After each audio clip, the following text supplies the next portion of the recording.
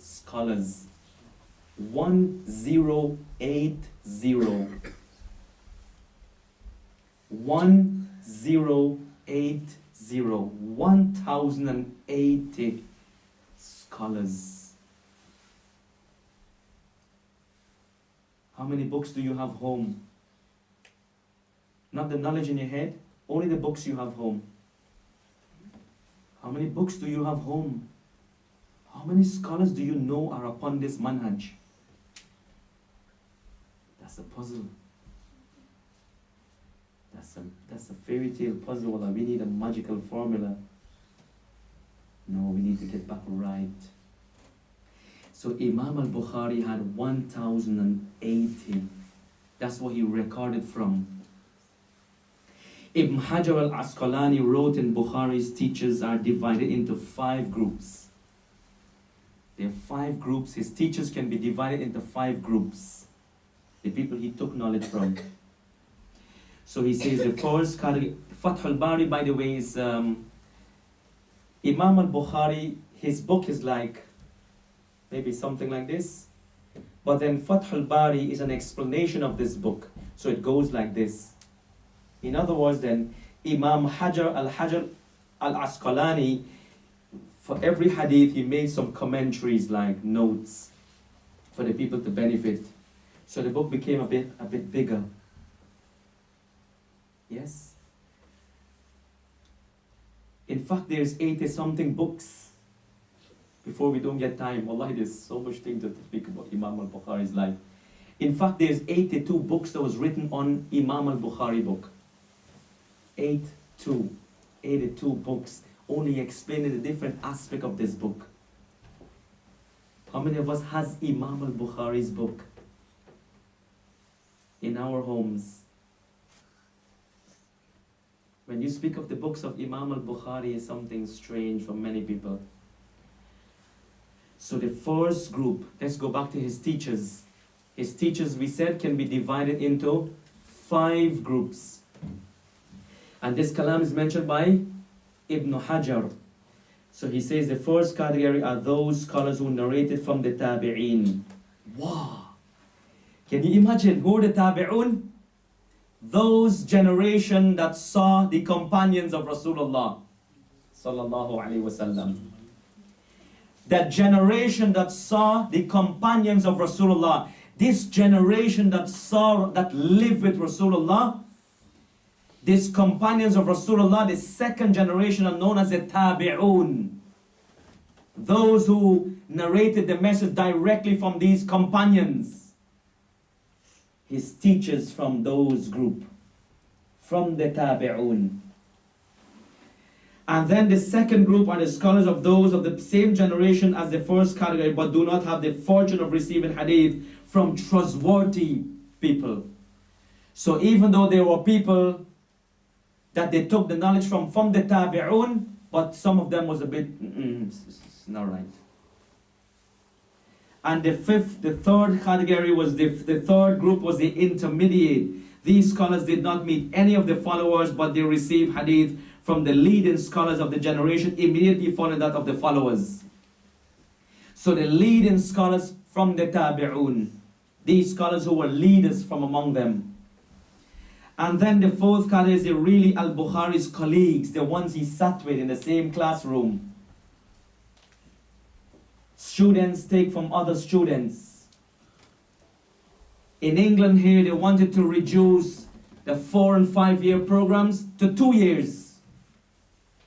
And after they saw big failures in England, they said, you know what, let's put back the program to 4 and 5 years. Because what? It's not possible. When you take knowledge from your colleague and you discuss with your colleague, that's another way of learning the religion. That's another way of learning the religion. So from these people that he took knowledge from were his colleagues. Maybe his colleagues would attend a lecture over there and then they ask about each other about this hadith and he takes it from them. And the fifth category is those people who are younger in stature or age than Imam Al-Bukhari. Younger than him. Today, every time you go into a masjid and the Imam sees that you're a man who are younger than him, This Imam is shaking. You think this man is suffering from Parkinson's. Wallahi, this Imam feels as if you want to take his job. Isn't that amazing? In some masjid they kick you out.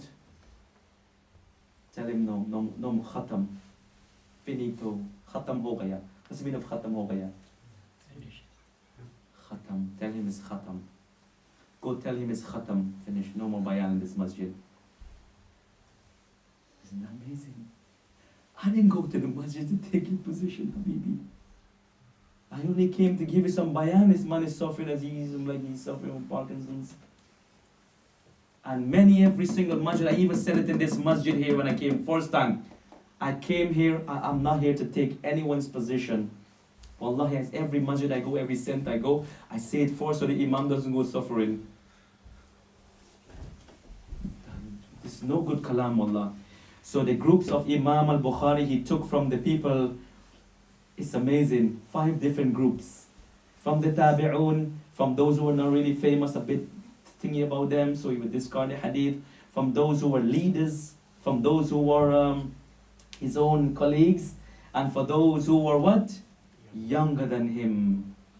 Because a true scholar is not the one who narrates only from the people above him.